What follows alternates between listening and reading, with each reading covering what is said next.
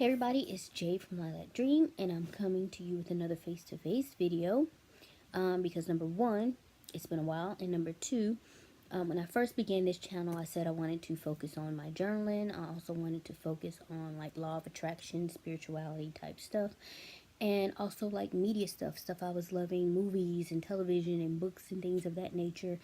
And I have been really neglecting the spirituality slash media part of this channel.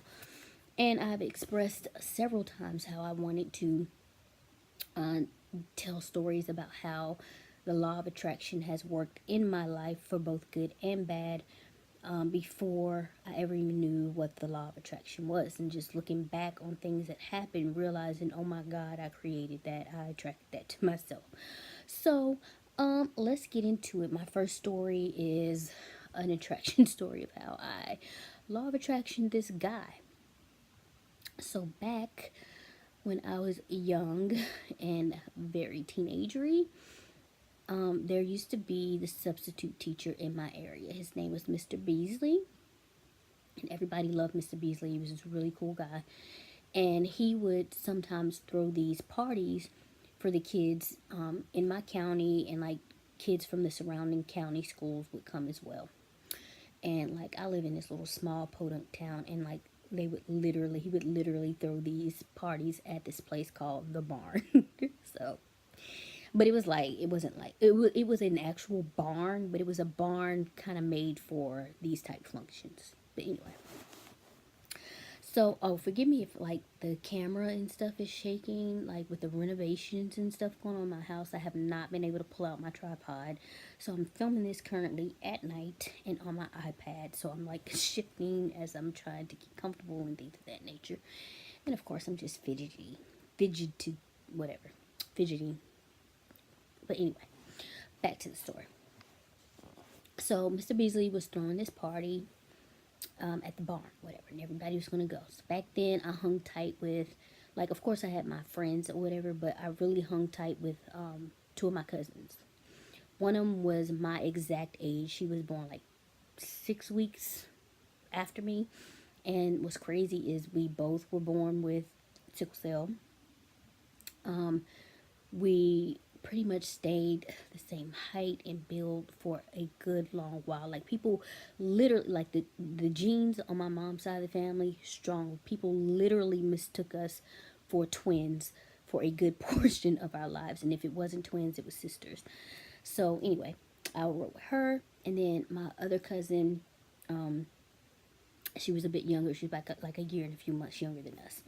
But anyway, so we all used to roll together. So we all went to this dance together, and this was when I was like 16 years old. And also at this time, it was the era of TLC and Aaliyah and yada yada yada. So everybody wore big clothes, and I was never very girly. Like, you see the traces of makeup here. I had to get my homegirl to this because I have no idea what I'm doing with makeup. I wanted her to teach me how to do something quick and simple. So let's see if I can reproduce this in the future. But anyway, so I had on like my little baggy jeans. I had my hair up in a ponytail. My hair's always kind of been long. And I used to literally go into Eddie Bauer's and buy men's button-up shirts. And I had on my favorite one. It was the bomb. I swear, I still wish I had that shirt. I would wear it till this day. But anyway, so we had this party, and we're having a good time, and this is like the era, I'm 16, it's like Tootsie Roll type era, maybe Whoop, there it is, something like that. And it's towards the end of this dance, and this guy approaches me, and when I tell you, like, it was like instant attraction, instant chemistry, instant connection. I'd never before felt anything like that in my life. And I was like, oh my God, who is this guy? And he was beautiful. Like, he was beautiful. He was like tall, probably about my complexion. Maybe a little darker, I'm not sure. And he had this sandy-ish type hair, the color of it, and he wore it in these nice, neat braids. And then he had the most beautiful green eyes I'd ever seen in my life. And it was like, you know, that feeling where like things in the atmosphere get so thick that you can like cut it with a knife. That's how it felt. Anyway, so we danced like a couple dances or whatever. And after that, we stopped. We chatted for just a second, and he asked me for my number. And I was about to give him my number when I looked up, and there was my dad. Now, I mean, my dad wasn't like no crazy strict disciplinarian or anything like that. He was a goofball. But, you know, me being an introvert and this being my first, like, oh my God type experience with a dude. When I saw my dad, I was like, oh shit. I was like, I gotta go.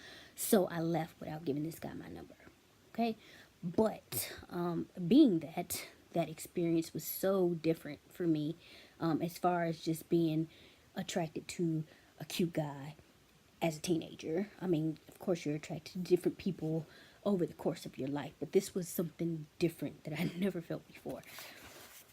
I thought about him a lot, and I knew, of course, I got his name. Again, the thing with him, he had a very, very, very unique name, and if I refer to him in this video, I'm just going to refer to him as Ike, which was his nickname. I'm not going to give his real name, but he had a very unique name that I'd never before heard of in my life, and so I did know his first and last name. I found out later that he went to a school, a couple, like one county over or something, which as a teenager you think that's, oh my God, that's so far. Yeah, when you get older you realize it was like a 15-minute drive. So anyway, we I never, you know, we never connected or whatever after that. I would think about, of course, right after it happened, I thought about him a lot, like to the point where, like, I wrote a poem about this night. Like, seriously, I was really into poetry when I was a teenager. I wrote a poem about that night. It's called Sweat. I still have it. I would, like, write, I would doodle his name in notebooks and, like, my planners and things of that nature, whatever. And then, of course, as time goes on, you forget people that you don't have constant contact with. So I ended up, like, kind of forgetting about him, moving on, whatever. And I would only be reminded of him when I would come across some, like if I had doodled his name somewhere and I found it, or like that poem or whatever, because I was always revisiting the stuff that I did in my past, things I wrote, yada yada yada. So I would definitely think about him every now and again. Like, he would come to mind, I would remember him, I would remember like how I felt when I saw him and whatever. So guys, fast forward to me in college. And I think I'm about a junior at this time. I was in a relationship with my first love. It had been about 3 years, and it really probably should have only lasted a year and a half. But you know how you hang on to shit that you shouldn't hang on to sometimes. And especially, it was, like I said, my first love. Anyway, so I was with him at the time. But I was hanging out with my friends, had a core group of friends. It was us 4 girls and these 4 guys that we all used to just hang out together. And there was a probate going on. Now, probate, for anybody that doesn't know, it's like a coming out presentation for new members of fraternities or sororities. And I can't remember the exact fraternity or sorority that was coming out, but something in me wants to say alphas, that the alphas were probating that night. Anywho, the probate was wrapping up. They used to have them at Todd Hall, which was like in front of it was in front of Todd Hall. It was the cafeteria, and on my side of campus. And sitting there chilling, ready for this to get wrapped up. And I'm like leaning on my homeboy's shoulder, like ready to go. And somebody's like, yo, Jay, there's this dude over there, and he's like really clocking you. He's like staring. And I'm like, okay, well, point him out. So they like point me in the direction of where this guy is, and I look over. And I had that same feeling, that very teenagery feeling that I had back when I was 16, happened all over again. I swear I got goosebumps. Like, my heart probably jumped out of its chest. And it was that instant attraction type thing again. And I was like, oh, freaking God. I was like, who is this guy? It's like, he is gorgeous. Like, who is he? So I'm like, somebody's gonna get his name for me or whatever.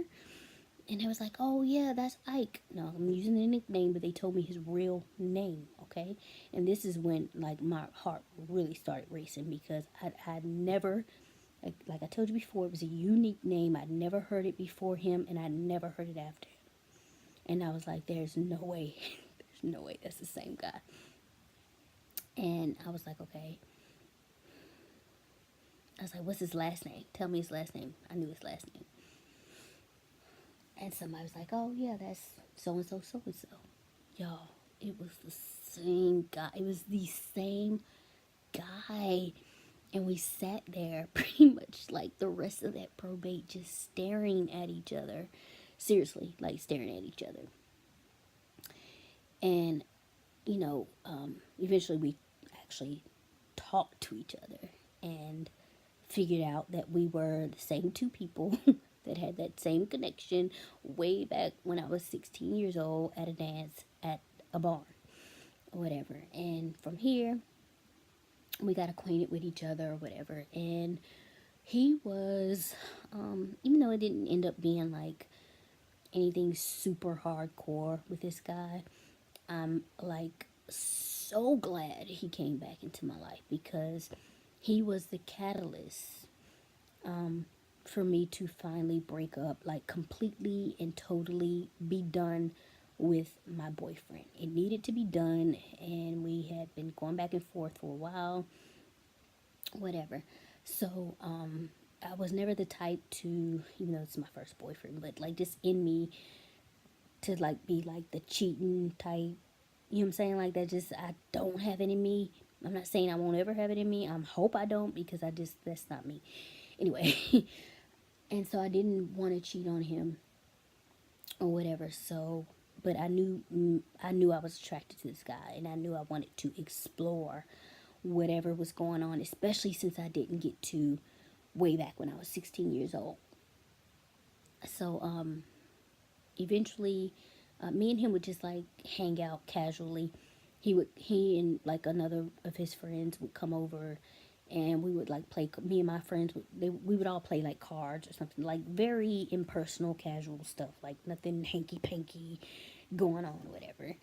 And eventually, and what's funny is, ooh, do you remember that song? I don't know if you guys remember that song. There's a song by oh God, it was Jream that came out at this time. It was called "I Should Be Your Boyfriend," and just listen to the song. You'll understand the lyrics. Anyway, this song, he would call me up and like play this song for me, or like the video would be on. He was like, listen to the song, listen to the lyrics, whatever, whatever.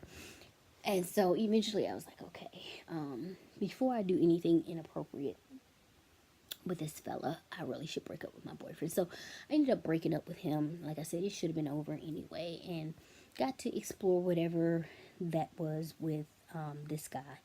And it didn't, like I said, it wasn't anything that lasted long. He was like the rebound. It didn't last long. He actually ended up being a little bit of an asshole, but also like on breaks and stuff, we would come back home because he was like the next town over, and again, 15-minute drive. So me and him and my cousins, like, and his friends, like, we would hang out on breaks and things of that nature. And what's funny is my younger cousin, and one of his best friends actually ended up having a son together. Like, that's how they connected, through us, whatever. So things with him just, it didn't last long or anything like that. We didn't have any, it didn't end up, even though the attraction was like instant and there, it didn't really end up being some kind of deep, faded connection or anything like that.